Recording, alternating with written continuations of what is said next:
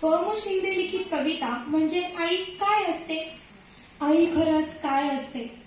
लंगड्याचा पाय असते, वासराची गाय असते, दुधावरची साय असते, लेकरांची माय असते.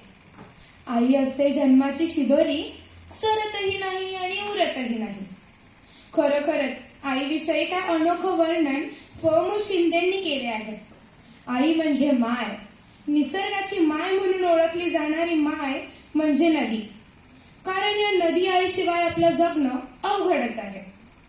तर मग ऐकूया नदी माय ही कविता. ही कविता वि.वा. शिरवाडकर यांनी लिहिली आहे. वि.वा.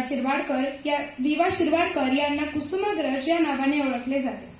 ते एक प्रसिद्ध मराठी कवी, लेखक, नाटककार आणि कादंबरीकार होते. त्यांचा जन्म 27 फेब्रुवारी 1912 रोजी झाला आणि 10 मार्च 1991 रोजी त्यांचे निधन झाले. चला तर मग ऐकूयात नदी माय ही कविता. नदीबाई आई माझी, डोंगरात घर, लेकरांच्या मायेपोटी येत भूमीवर. नदीबाई आई माझी, निळे निळे पाणी.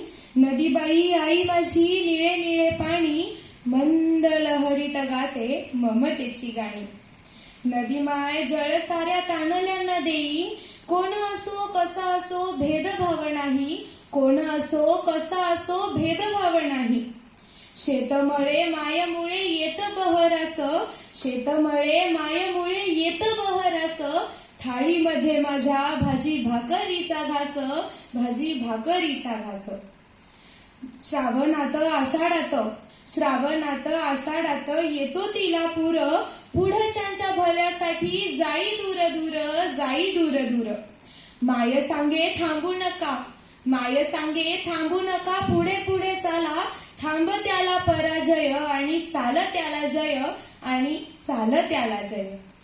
माय मरो आणि मावशी जगो अशी मराठीत म्हण आहे. बाळाचे कोड कौतुक करणारी आई नंतर मावशीच असते.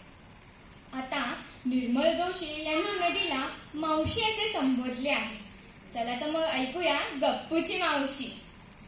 गावाकडची नदी गप्पूला बोलवते. काठावर बसून गप्पाही मारते.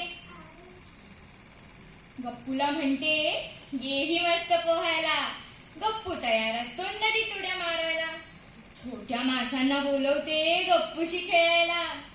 गुळगुळीत करून ठेवते टोकदार दगडाला. नावेतून घेऊन जाते जवळच्या गावाला. जत्रेतून खाऊ आणले लाडक्या गप्पूला. गप्पूला तिच्या पोटातला कचरा दिसतो.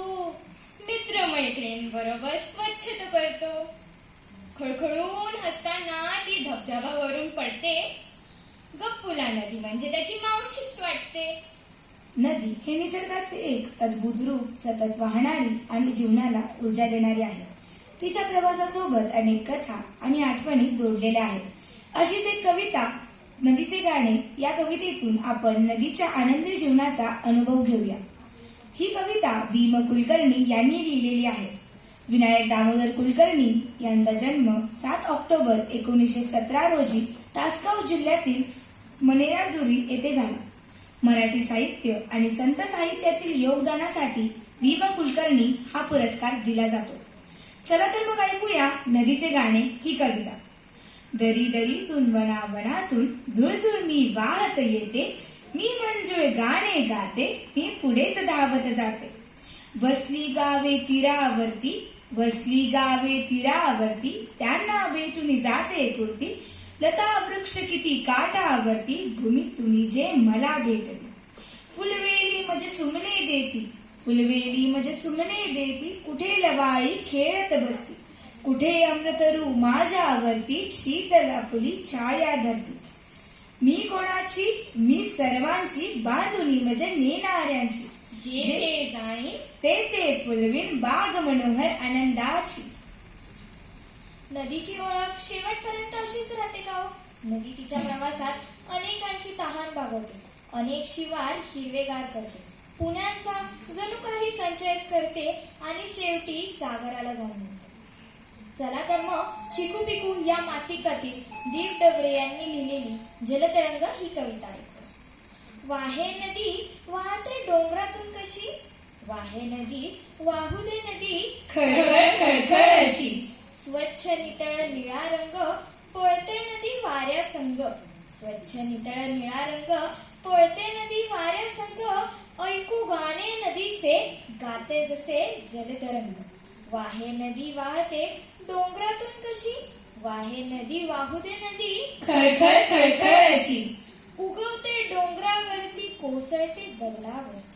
उगवते डोंगरावरती कोसळते दगडावरती. करुण हिरवगार जग सागरात जाऊन सरती. सागरात जाऊन सरती. सागरात जाऊन सरती. गंगे च यमुने चैव गोदावरी सरस्वती. नर्मदे सिंधू कावेरी जलेस्मिन् सन्निधिं कुरु.